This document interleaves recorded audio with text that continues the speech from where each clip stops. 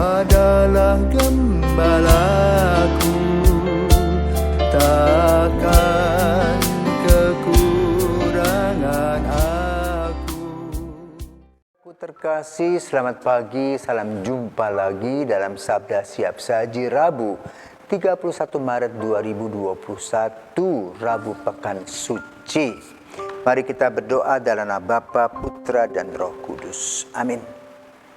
Bapa penuh kasih, selamat pagi. Pagi ini Engkau kumpulkan kami kembali untuk merenungkan kehadiran-Mu, untuk merenungkan kehadiran Yesus khususnya bersama dengan para murid dalam perjamuan, di mana di sana terjadi dialog, ada kepolosan, ada politik, ada orang yang tulus, ada orang yang berpolitik.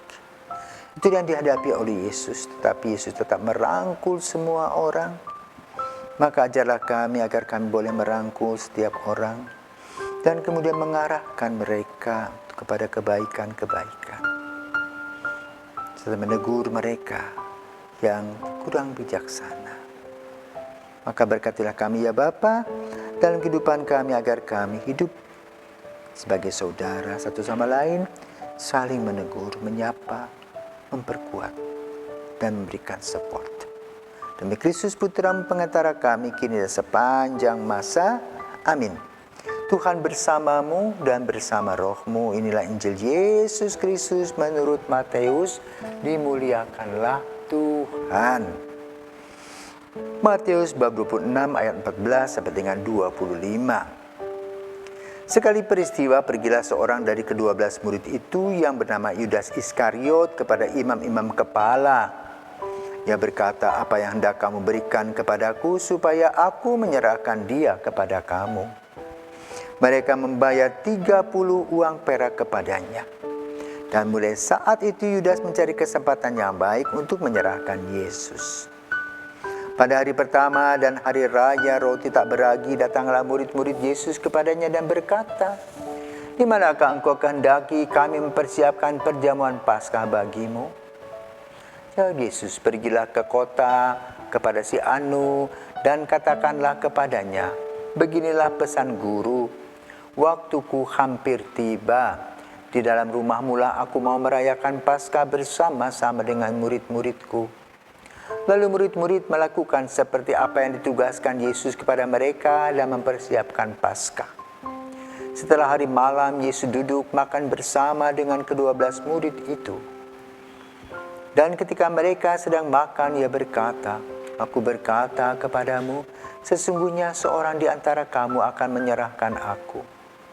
Dan dengan hati yang sangat sedih, berkatalah mereka seorang demi seorang kepadanya, "Bukan aku ya Tuhan?" Yesus menjawab, "Dia yang bersama-sama dengan aku mencelupkan tangannya ke dalam pinggan ini, dialah yang akan menyerahkan aku. Anak manusia memang akan pergi sesuai dengan yang ada tertulis tentang dia, tetapi celakalah orang yang olehnya anak manusia itu diserahkan. Adalah lebih baik bagi orang itu sekiranya ia tidak dilahirkan." Yudas yang hendak menyerahkan Yesus itu menyahut, "Bukan aku ya Rabi." Kata Yesus kepadanya, "Engkau telah mengatakannya." Demikianlah Injil Tuhan, terpujilah Kristus. Ini fotokopi bolak-balik Yudas. Cari untung pribadi, ini mentalitas. Padahal Yudas ini sudah diberikan kekuasaan, memegang keuangan, mengelola keuangan. Rupa-rupanya dia mencari keuntungannya sendiri. Kenikmatan-kenikmatan itu yang menggodanya. Sehingga kejujuran juga dia labrak, dia tabrak saja begitu. Karena itu dia merasa biasa bermain dengan uang. Karena uang itu manis. Bisa bermuka-muka, yang penting dapat uang. Nah, ini hati-hati dengan kita yang diberikan tugas pelayanan, di mana uang bisa menguasai kita. Kita menjadi hamba uang, lalu kita bisa buat macam-macam cara. Lalu kita pura-pura menjadi orang suci karena uang. Yudas sama. Dia mengadakan relasi dengan murid-muridnya, dengan teman-temannya, mungkin kirim itu, kirim ini, dan sebagainya. Tapi dari mana hasilnya? Lalu dia juga mengadakan pendekatan dengan orang-orang lain yang menjadi musuh Yesus untuk mendapatkan keuntungan pribadi. Maka dijual Yesus 30 perak, 30 keping perak. Berapa toh? Pada zaman sekarang nggak sampai 1 miliar, mungkin 300-400 juta. Ya, berapa puluh juta lah, nggak sampai ratusan juta. Tapi untuk dia bisa dipakai untuk foya-foya. Salah guna, salah fokus. Sudah ada di dalam dirinya sifat politikus itu. Pokoknya mencari enak, hedonis.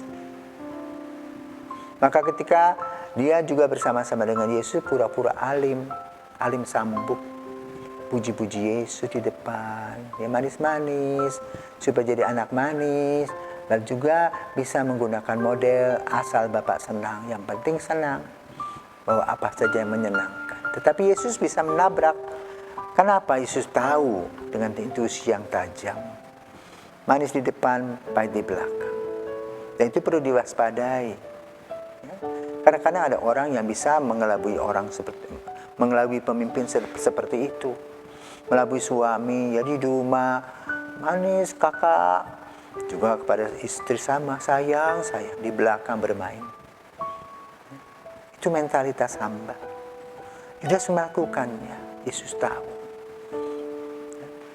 Tetapi teman-temannya tentu heran, mana mungkin kok dia baik begitu. Ya, mana mungkin. Setelah kejadian baru orang menyesal, oh betul. Jadi sepandai-pandainya tupai melompat, jatuh juga pada waktunya. Jangan lupa itu. Ya, karena itu melalui permenungan kita pada hari ini, kita mengambil tokoh Yudas. Jangan-jangan Yudas itu adalah kita.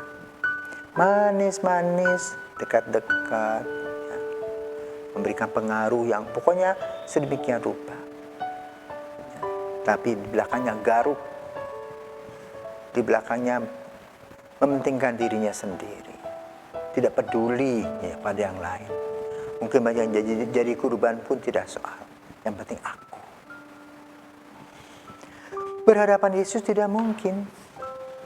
Ya. Maka apa yang kata Yesus? Adalah lebih baik bagi orang itu sekiranya ia tidak dilahirkan. Gemes dah. Tapi hidup ini jalan terus.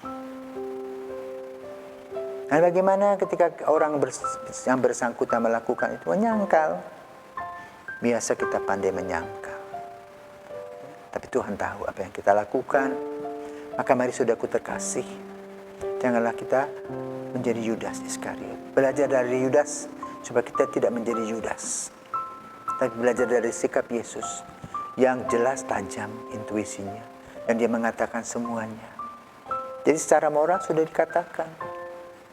Maka kalau kita menjadi seorang pemimpin, kalau melihat ada sesuatu yang tidak beres, kita panggil berdua, kita katakan secara moral, selesai. Jangan diurus lagi, apalagi orang sudah dewasa. Ya. Itulah kepemimpinan. Yesus sudah mengatakan, lebih baik orang itu tidak dilahirkan. Tapi dia jawab apa? Bukan aku ya, bukan aku. Ya, penyangkalan. Semoga kita tidak menyangkal Yesus hanya untuk beberapa keping uang, karena kedudukan. Kasihan deh.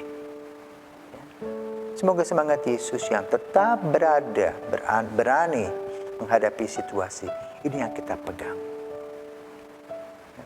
Siapa takut bersama dengan Yesus? Semoga kita diberkati.